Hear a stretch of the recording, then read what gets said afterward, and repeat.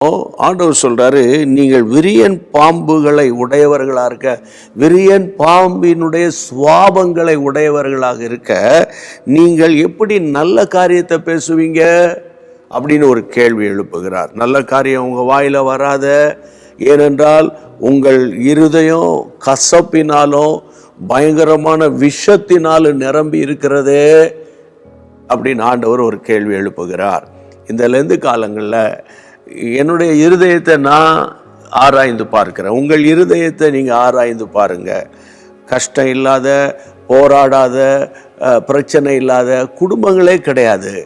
இந்த நாளில் ஏதாயிலும் கஷ்டம் கவலையில் மன்னிக்க முடியாமல் நீங்கள் உங்கள் இருதயத்தில் மனைவியை குறித்தோ, புருஷனை குறித்தோ, மாமியாரை குறித்தோ, பிள்ளைகளை குறித்தோ, உங்கள் ஆலயத்தில் இருக்கிறவங்களை, யாரையாவது ஒருவர் வேலை ஸ்தலத்தில் இருக்கிறவங்களை குறித்தோ தவறான எண்ணங்கள் மனதில் இருந்து உங்களை வாட்டி வதைத்து கொண்டிருக்குமானால், இன்றைக்கு கர்த்தருடைய நாமத்தினால ஆண்டவர் கேட்கிறாரு, இருதயத்தின் நிறைவினால் தானப்பா வாய் பேசும்.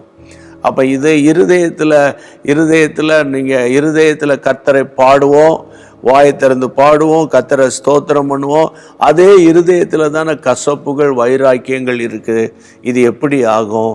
கொஞ்சம் யோசித்து இந்த வசனத்துக்கு நம்ம ஒப்பு கொடுத்து இந்த நாட்களில் கர்த்தருக்கு அடுத்த காரியத்தை தியானித்து வருகிற நாட்களில் நம்ம இருதயத்தை, இயேசுவே உம்முடைய இரத்தத்தால் கழுவும், என் இருதயத்தை சுத்திகரியும்.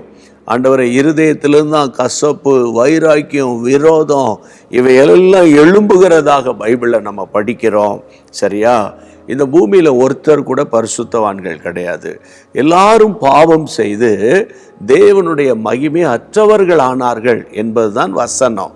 அதனால் இந்த நாட்களில் உங்கள் வீட்டுக்குள்ளே யாரோடையும் கசப்போடு, வைராக்கியத்தோட பேச்சுவார்த்தை இல்லாமல் இருந்தால், இன்னும் இந்த நவீன காலத்தில் ஒருத்தர் பிடிக்கலைன்னா உடனே அவங்கள வாட்ஸ்அப் குரூப்லேருந்து அவங்கள வெளியே எடுத்துருவாங்க, அல்லது அவங்க ஃபோனில் அவங்களுடைய கான்டாக்டை டெலீட் பண்ணுவாங்க, அல்லது அவங்க நம்பரை பிளாக் பண்ணுவாங்க.